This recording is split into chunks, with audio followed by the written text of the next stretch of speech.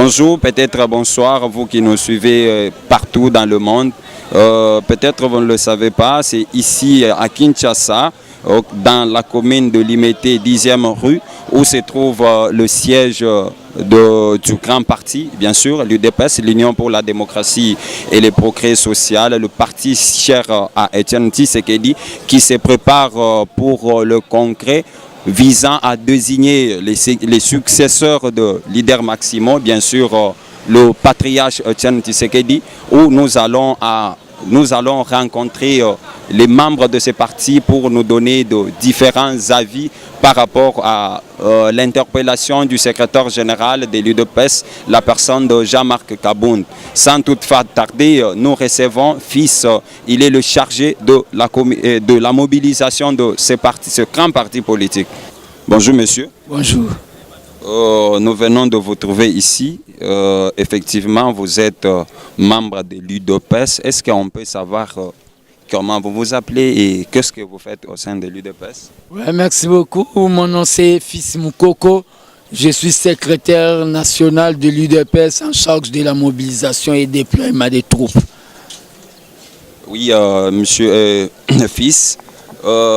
À 2 jours de la tenue du congrès de l'UDPS, le secrétaire général Jean-Marc vient d'être convoqué par le tribunal de paix pour avoir signé un acte frauduleux visant à convoquer le congrès en vue de désigner les successeurs de Etienne Tshisekedi. Cette accusation ne doit-elle pas influencer négativement le déroulement de ce congrès?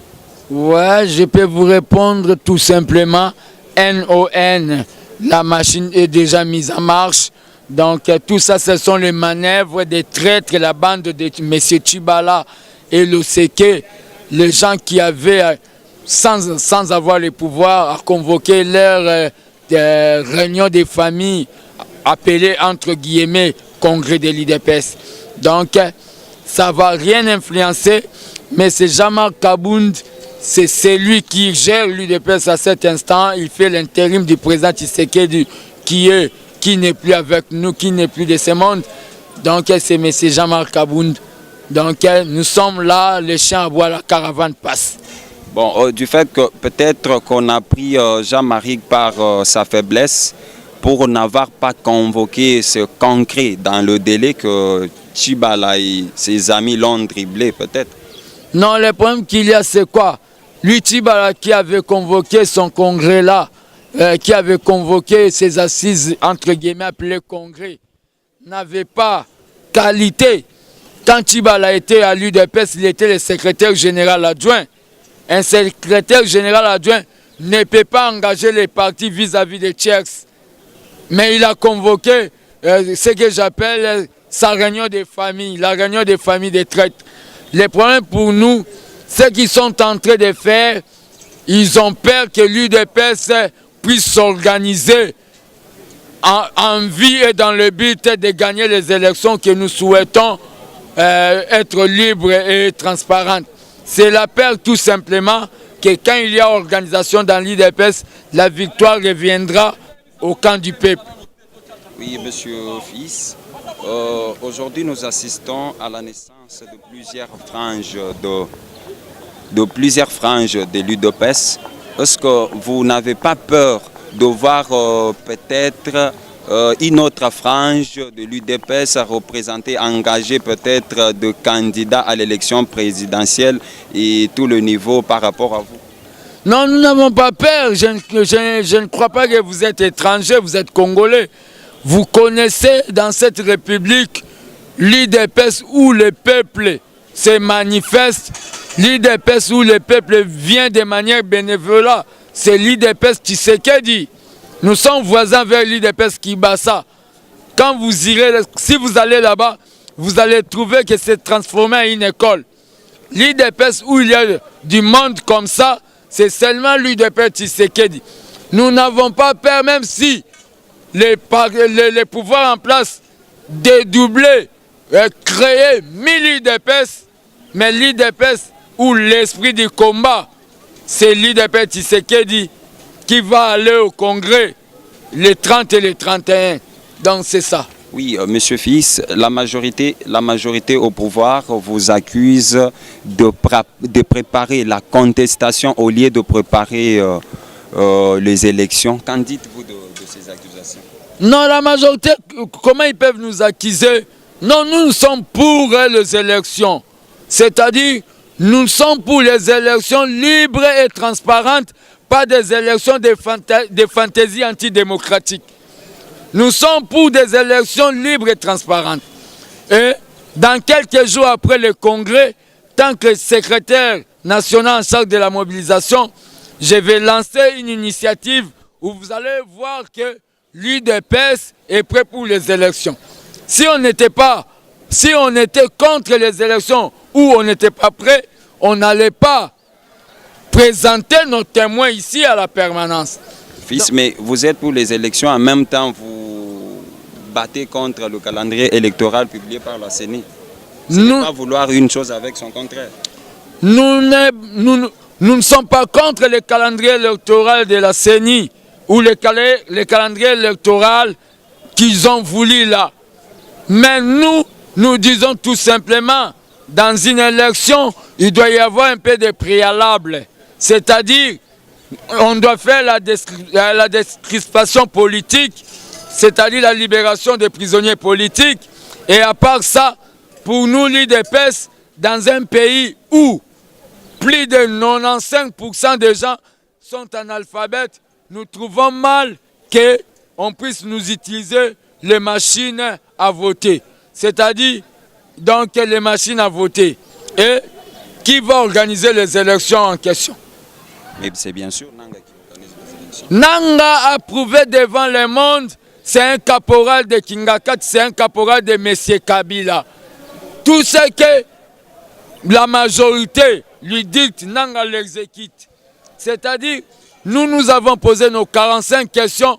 Jusqu'à présent, Nanga n'a pas même répondu à deux de nos questionnaires.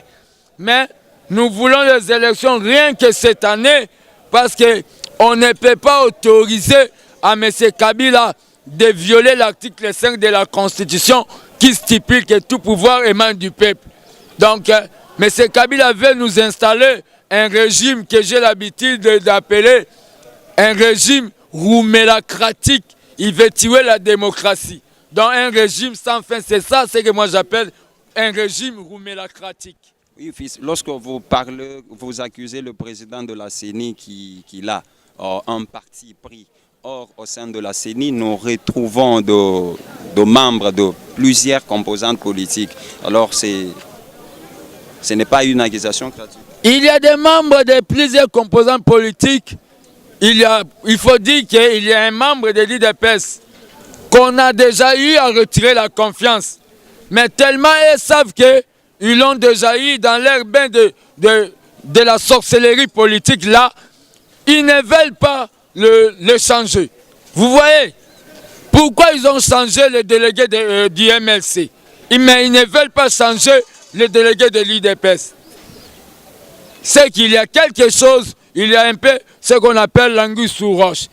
Il y a des gens que l'opposition peut déléguer, mais ces gens-là oublient la cause, oublient le mandat.